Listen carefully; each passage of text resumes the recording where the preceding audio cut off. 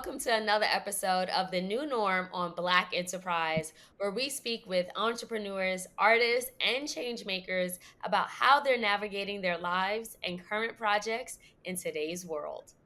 I'm your host, Selena Hill, and today I have the privilege to speak with Tony Award winning director and producer Kenny Leon, who is the director of the revival of Home, a Tony Award nominated play by playwright Sam Art Williams that originally premiered in 1979. Kenny, thank you so much for being here with us at Black Enterprise. It's so good to be here with you, Selena. So I actually saw Home last night Oh, and yes, I was deeply moved by this coming of age story about this black southern farmer who just was on a quest to find a place called home, whether it was in a person or a city. But it was, again, very moving, very relatable. The theater was packed. And I want to start there, just getting your thoughts on the revival of Home. I feel so honored to have been given the permission by the late, great Sam Art Williams to even do this play. And he passed away recently. And so we had a chance to talk about the play and how excited he was that I was doing it. But unfortunately, he transitioned. So what I'm trying to do is to bring Sam Art's love, his his poetry, his theatricals, his love for the Black community, to bring it to the Broadway stage. And I am so gifted with three incredible actors, Tori Kittles and Brittany Inge and Story Ayers. And it's a great play about not betraying yourself. Never betray your personal core values. And also, no matter what happens in this world, you can always go home. Whatever you refer to as home, you can always go home, no matter how much this world knocks you down. You, as long as you're breathing, you can get up. You can get up and go home. And so far, in the first few previews, audiences are loving it and are seeing how much love we've put into it. But I'm so excited. And when Sam Art Williams, he was an original member of the Negro Ensemble Company. So when he was writing this play originally, you had people like Samuel L. Jackson, who did the national tour of the play. You had so many wonderful actors, Michelle Shea, who had an opportunity to do the play, but so many actors at that time could not work in the film world or the TV world. But Sam was writing these plays for the stage. And so he is an important part of African American storytelling, an important part of American history. And I could not be more excited that we are doing this production of Home on Broadway. So I'm hoping that all of your viewers will come out and see it before we probably run until like the beginning of August. But I love this play and I love what it's saying. And thank you for seeing it. No, of course. I was so happy to preview it. Like you said, it's coming out open to the public June 5th. And before we talk about, the late and great Sam Art Williams, I wanted to just ask you, why is now the right time to revive Home? I mean, why is it not the right time? It's like after we've gone through the pandemic, after we've gone through what we call the racial reawakening, it's indeed a time that artists who deserve a wider audience for their work, it's time for the whole world to see the genius of these writers. I mean, next season, I'm doing Thornton Wilder's Our Town, Great American Play. I'm doing Shakespeare's Othello with Denzel Washington and Jake Gyllenhaal. But Sam Art Williams is every bit as good a playwright as Thornton Wilder and William Shakespeare. It's just that because of race in America, he wasn't able to get a wide audience for his plays. I mean, he got a wide audience, but not as wide as he should have had. So it's a beautiful thing to be able to say to America, like, yeah, there's some great black writers who also, given the opportunity, are gifted at their craft. He's a poetic genius. He's a theatrical genius, and this play only takes three actors, and that's all that's on stage. You don't need a helicopter or a big orchestra. You just need three actors who can sing and move and tell story, and that's what we have on that stage. And that was one of the things that I loved about the play. It was raw, it was authentic. There wasn't a lot of bells and whistles, but it was the storytelling and the acting, in my opinion, that really just kept this play moving and resonated with the audience.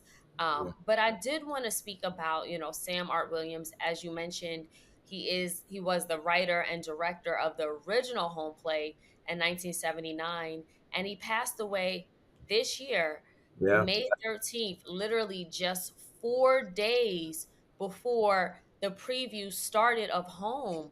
yeah. Um, what was his wish for the revival of Home? What did he want to see? He wanted me to do the play, and he wanted me to do it in a simple, honest, authentic way that would encourage Black folks and white folks to return to their true loving selves. And so he knew how I was going to do it. He knew I was going to take care of it. And in fact, he talked about the royalties actually for his for the production to be somehow in some way honor a young Black writer in America. And I told him I would carry out that wish. And the people at the roundabout have been so helpful and supportive of honoring Sam R's wishes. But he was that type of guy. He was a guy. I talked to a writer, Eugene Lee, who wrote a play called East Texas Hot Links.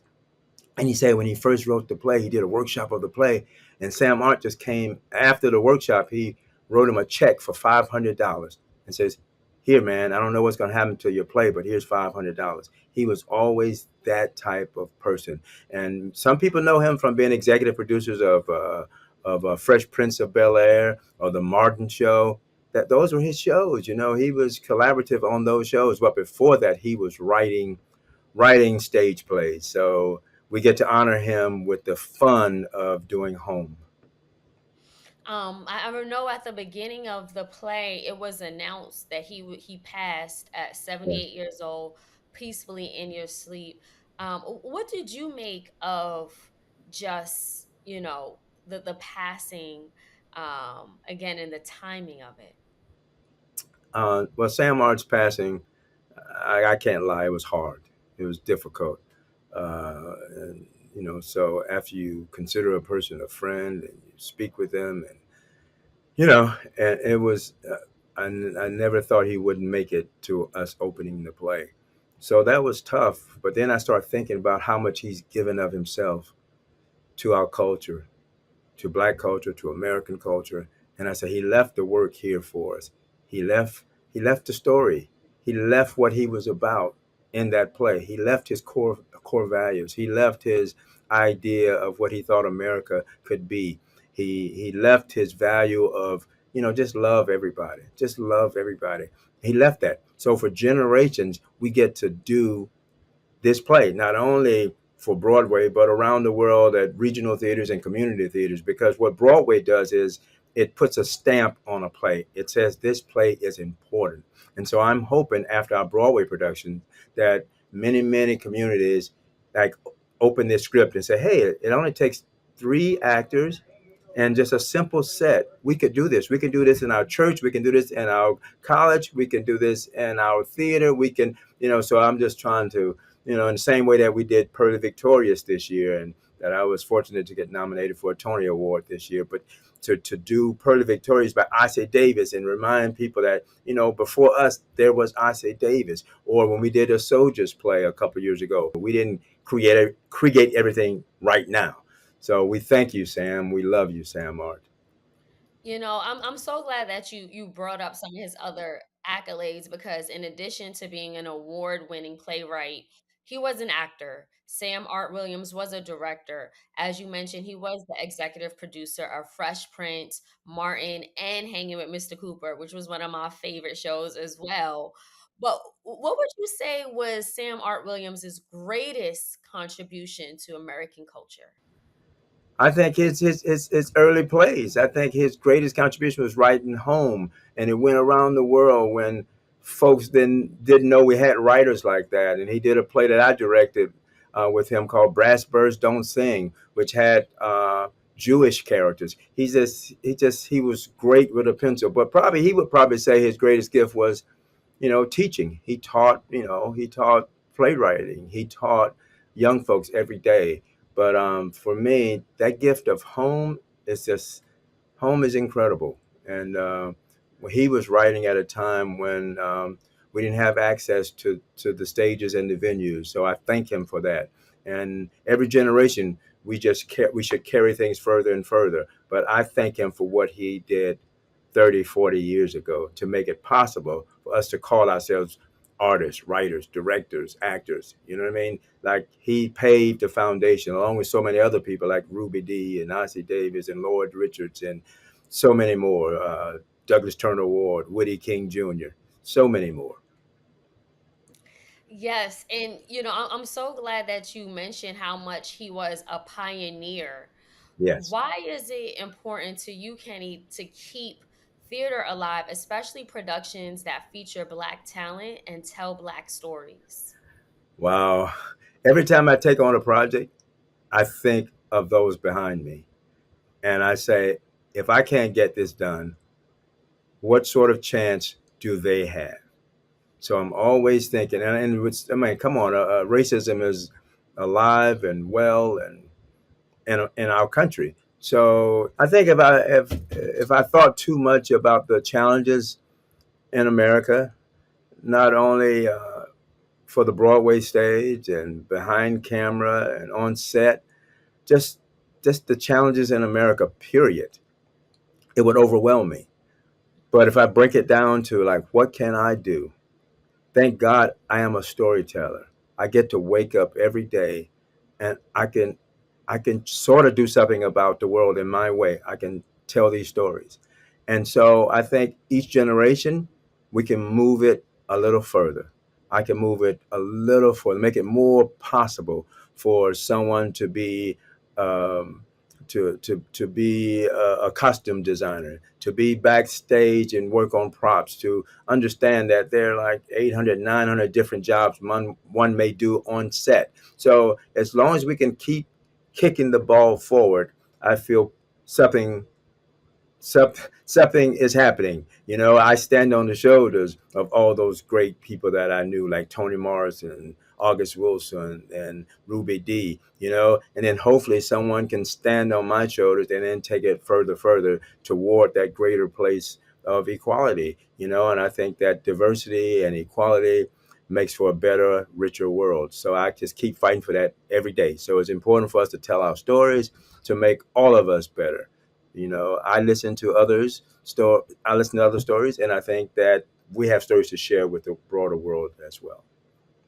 When you mention legends like August Wilson, Ruby Dee, obviously Sam Art Williams, you are a legend in your own right. Congratulations on your second Tony nomination for Pearly Victorious. Yeah, Um, Yes, and I also read you're working on two other Broadway productions: Thornton Wilder's Our Town, which is slated for the release in the fall, and yeah, Shakespeare's Othello coming spring 2025. Can you yeah. talk about what attracted you to these productions and what we can expect? I just think it's a blessing. First of all, I think that Broadway and the film community, we still have much more to do, and to create more opportunities. I wish there were more Black directors on Broadway, more women directors on Broadway, but we progress a little each year. So we keep pushing for equality and inclusion. And I've been nominated for Tony Award 4 times as directors. I've won 1 time as a director, but 4 of the plays I've directed have won Best Play Revivals, and that's what I'm most proud of. But yeah, next season I've been blessed to get the opportunity to do Thornton Wilder's Our Town, which haven't hasn't been done on Broadway since Paul Newman did it, 25 years ago. So I'm excited to do that with Jim Parsons from The Big Bang Theory, Katie Holmes, Ephraim Sykes. It's just a really good group of people. So with a cast of 28. And then, to do my third production with Denzel Washington as we do Othello. And I just think that he is, it's his time in life to do that particular play and to do it along with Jake Gyllenhaal as Iago and the rest of that cast. That's going to be great. We go into rehearsal in January for that. And we go into rehearsal for Our Town in August, but we're gonna get home up on June 5th. So that's first. And I always like how these plays talk to each other. Home is speaking to Our Town, and Our Town is talking to Shakespeare, and Shakespeare is saying, you know what, Sam Mark Williams is just as good a writer as I am. And Thornton Wilder says, hey, that guy Sam Mark Williams says he's just as good as I am, but he didn't have the opportunity that I had. So all those writers have passed away, but we have their work left here, and we can let their work speak for them. So I'm so happy to have the opportunity, and I'm blessed to do the work. And hopefully, I make it easier for other directors and storytellers to tell stories in the future. Absolutely. And just to bring it back to home, like you just did, it was originally, we mentioned, originally staged by the Negro Ensemble Company in 1979. And it was also featured in the first year of Roundabout's Refocus project. Why Mhm. was it important for you to bring it back to the Roundabout Theater Company this time around? Well, Todd Hames, who was a great friend and the leader of the Roundabout for 50 years, he started the Refocus Project with the support of the Ford Foundation just to go back and do what we're doing. Grab writers from the past who didn't have as wide an audience as they should have. So after the success of a soldier's play that we did with Blair Underwood and David Allen Greer, then he said, let's do Our Town. And I made him that promise before he passed away. And so he had already programmed it into the season. And at this time, and he had it at a time when it wouldn't conflict with any of my other Broadway shows. And so I owed it to him to do this production.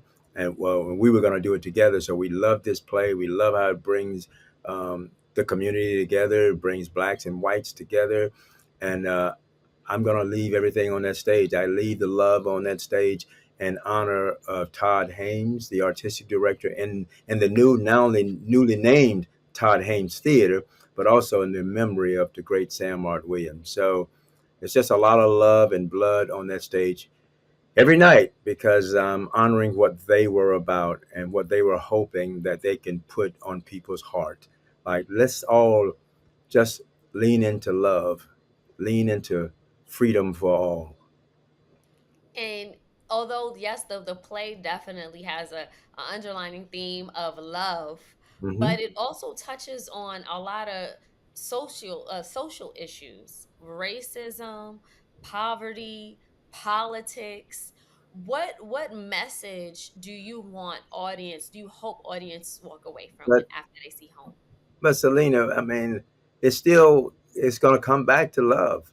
It's like racism and the hate in our world is just the obstacle in the way of love. And if we get back to love, we overcome all of that. You can't hate someone if you love them. You can't be racist if you love everyone. So I want everyone to go home and think about how much richer the country could be if all of us did little things, starting with our next door neighbor, or starting with the person that we see is different racially or gender wise or age wise. It's like get to know people, have room in your heart and your brain for difference. So that's all home is about.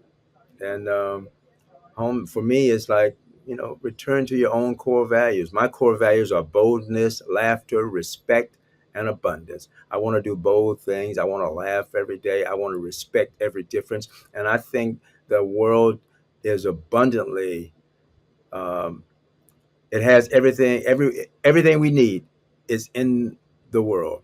We should live in abundance and not in scarcity. I absolutely love that and agree.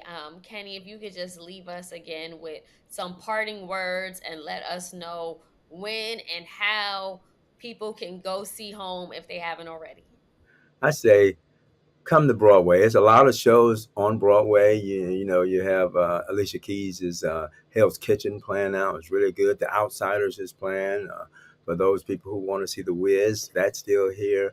But Home is a great American play. I guarantee you, if you come to it, you will laugh and you will probably get a little emotional, and it would also shine a mirror on yourself. I think there's something for everyone to get out of the play that's uniquely for them. So come home, come home, and hear the stories, and that's it. It's I think we have a price point for everybody that wants to see the play. Um, we're here. Come, please. Absolutely. And Kenny, I would just end by saying this because I saw Hell's Kitchen at the public theater. I saw The Wiz on Broadway, but when I saw Home, to your point, it really does touch you in the depths of your soul. You walk Oh, away feeling more reflective, more understanding, mm, and it's an American story, to your yeah. point, and it's something that everybody can relate to and get something out. The writing is beautiful, the acting is brilliant. So I would also just say go out and see Home as well. And thank you so much for your Yes, time, I Kenny. love We what you appreciate said. Come see home. Will touch your soul. I like that. Thank you so much.